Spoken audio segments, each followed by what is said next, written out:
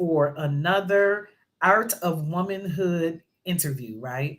This is the Art of Womanhood series, Fierce, Feminine, and Fearless. And I am the visionary author of this project, the Art of Womanhood anthology series. And along this journey and during this project, I have been highlighting and interviewing women all over. But this specific set of interviews that I'm doing today is all about the authors of this amazing anthology.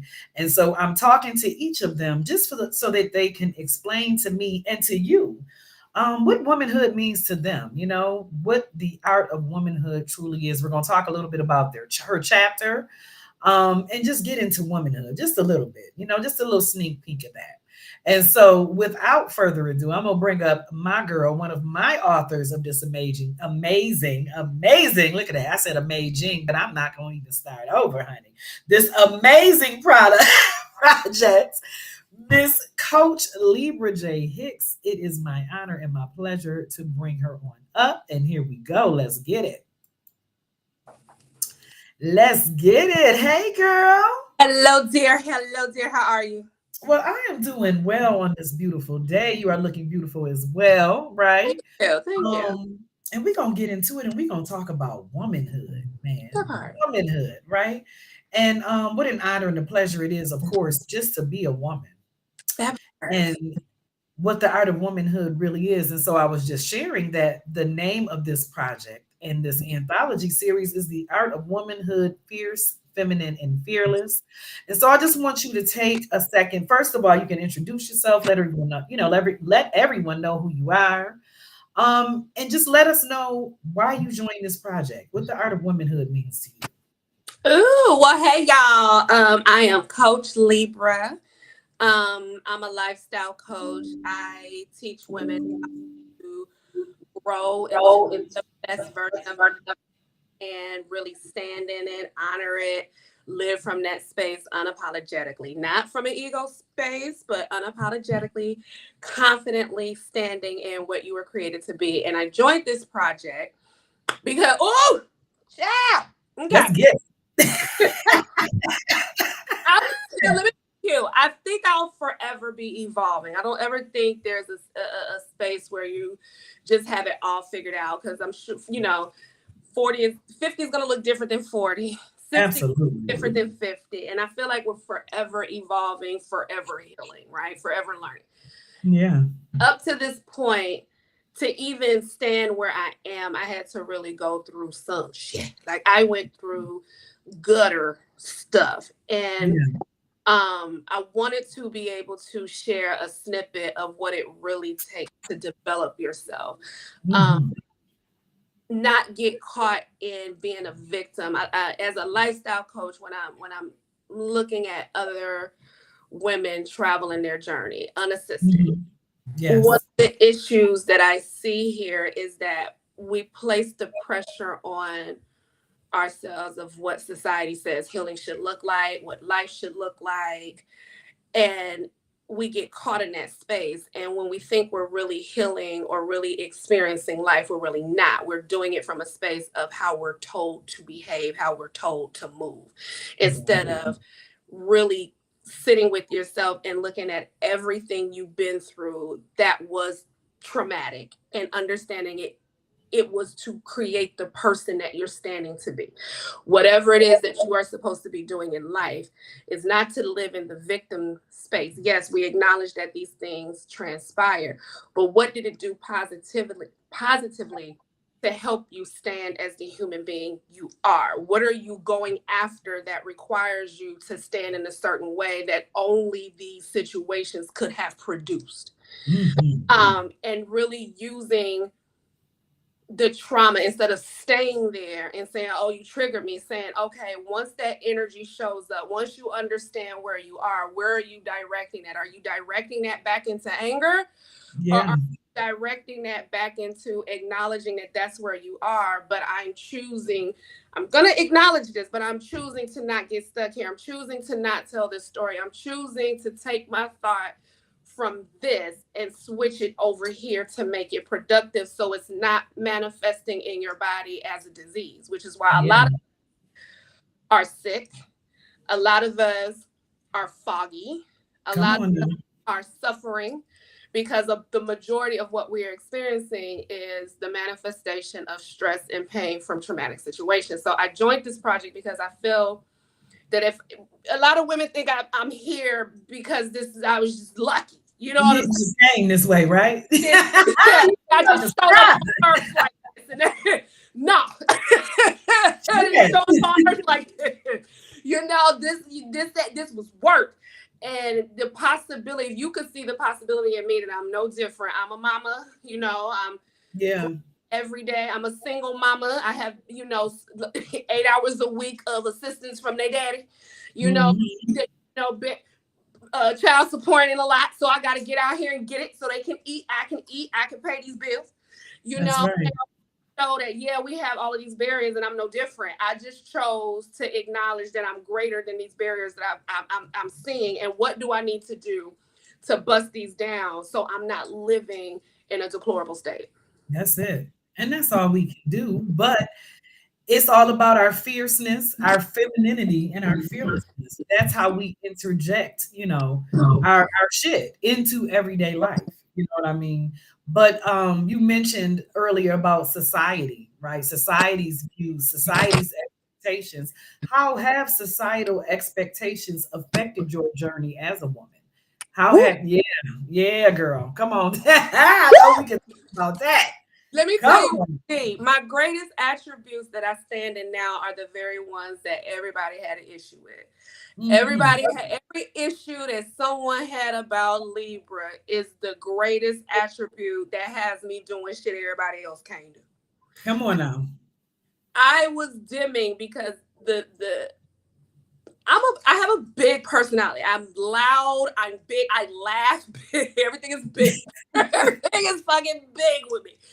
Everything. Yeah. I'm animated as hell, and I would condense myself down because the running things were, oh, you're too loud. Oh, if you loud, you ghetto, and you Yes, ma'am. listen, if you animated, da, da, da, da, da, everything was just, it was never good enough.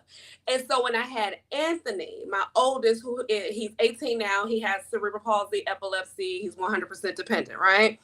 When Yes. I had him, I didn't have a voice. My voice wasn't big. And I Mhm. started to say in my head, this loud ass mouth that everybody complained about is the mouth Mhm. necessary to keep my child alive. So I Right. learned how to use the tools that people ripped from me because That's right. society said, and I'm a Southern girl, so if we're loud, it's not proper. There's just certain Southern things that are just not proper that I do. Right. So Right. I had to really, and tucking those attributes away really slowed me down in life. Right. It slowed me down and it really had me depressed, incapable. I literally fell into the same hamster wheel as everybody else. I'm gonna get up. I'm gonna be Mhm. mad as fuck about going to this job. I'm gonna go do these hours. I'm in there stressed and struggling. Get home, the household ain't right. Stressed, more struggling. Then Mhm. I gotta have. It was just Too living much. like yeah, it was just so many things living under these phony ass rules because they're phony. They're Mhm. invisible ass rules that make That's everybody else right. living by those rules and not mine. That's why I was depressed all the damn time. Yeah.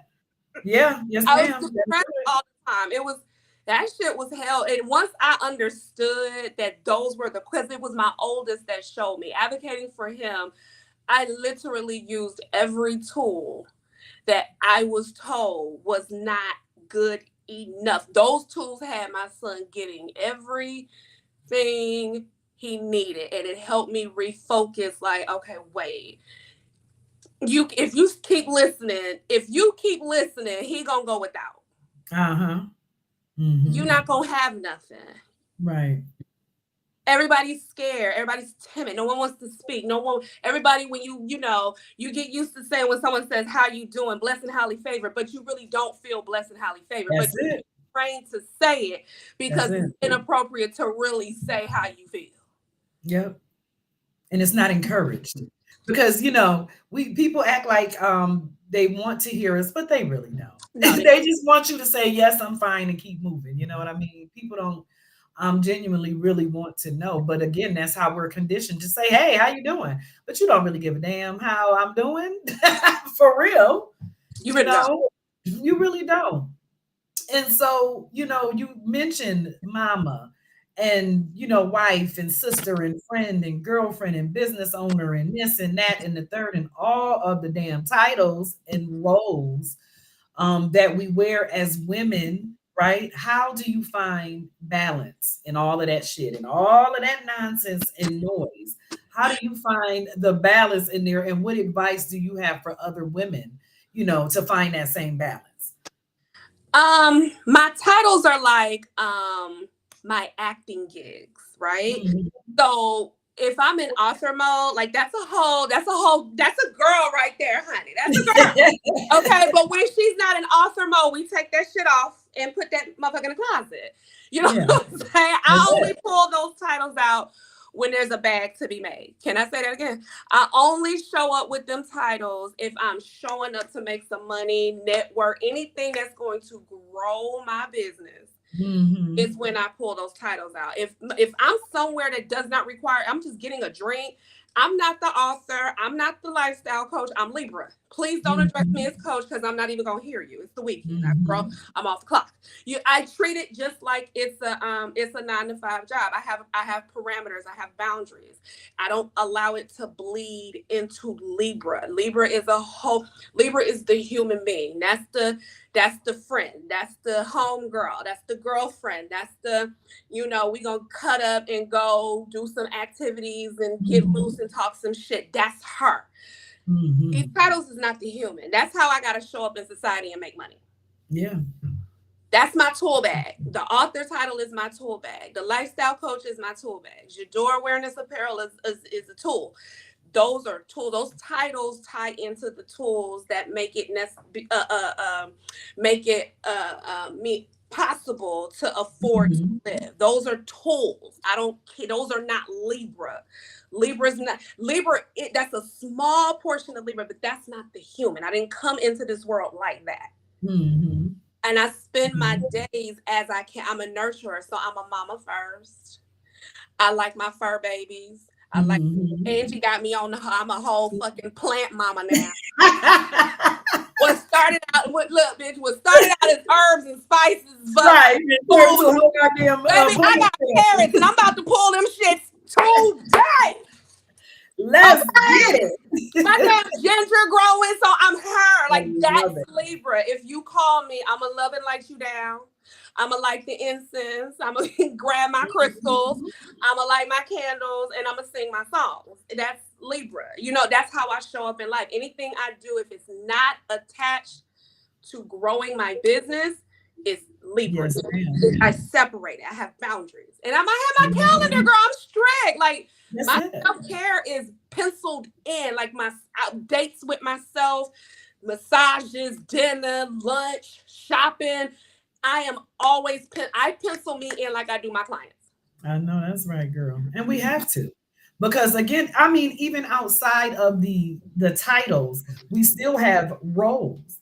You know what I mean? We still have the motherhood role, the sisterhood role, the friend, we end up in hoods, all the hoods, right?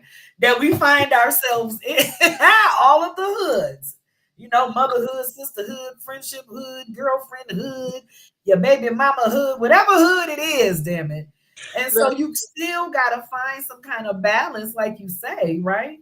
You still got to find some balance in that. You know what I mean? In the hoods, in the roles.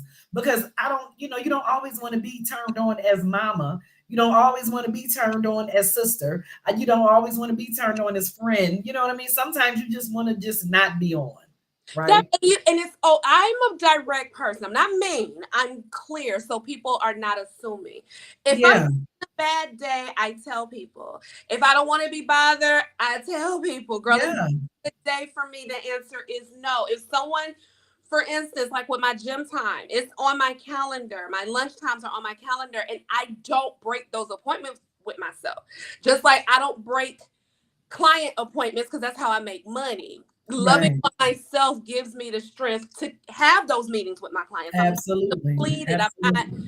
ran through, and it makes for better business because then your clients believe in you. You know what I'm saying? They're like, well, hell, if she looks like this from her strict and strategic schedule, and I'm Yeah. going to her for lifestyle change, and I'm seeing how she lives, then the shit must work. So I have to say no. Like I do. I don't, even if there's money, let me say this. Even if there's money on the table, if it will interfere with me loving on myself, I will decline it. Yes, ma'am. Yes, ma'am. That's it. That's it. That's it. Cause shit, the money can still be there, but if you drop dead because of it, then what you gonna do? You know? So And to just to go a little deeper with that, sometimes I do believe that God will dangle things in your face to see if you're disciplined enough to yes, even ma'am. say no and be honorable to what you said you was going for. How about That's that? it. That's it. And I love it. And I love it because again, this is all about the art of womanhood. It's all about using our femininity, our softness, right, as our superpower, because that's exactly what it is. That's exactly what it is. And so I am so honored that you joined this project with me. I am so honored to call you my friend, to call you my sister, to now call you my co author. So I am so honored and I'm so glad that you took a few minutes out of your day to stop by and kick it with me No, and us. I would never say no, sister, friend, co-author, work buddy, all that shit. Yes, yes, yes, Thank yes, you for doing this. It is so necessary for women to see that there's many versions of the art of womanhood. There is that's no it. set version. There's many versions. The creator is very big in how it creates. Don't get caught up in what another woman has. Find we all have feminine energy. That's it. Find your superpower within that. We are all unique women with the same power. We just use it differently. So I encourage you to find it. Don't get caught up in someone else's. Find your greatness. And Angie, thank you so much because you know I love you deeply. This is Yes, awesome. And I women love are going you. to be inspired by this project. So thank you for having me and putting this whole situation together, my love. Yes, ma'am, baby. All right. Well, thank you. And until next time, thank you for joining us for another Art of Womanhood series episode. Is it an episode, y'all? I'm calling it one anyway. Bye.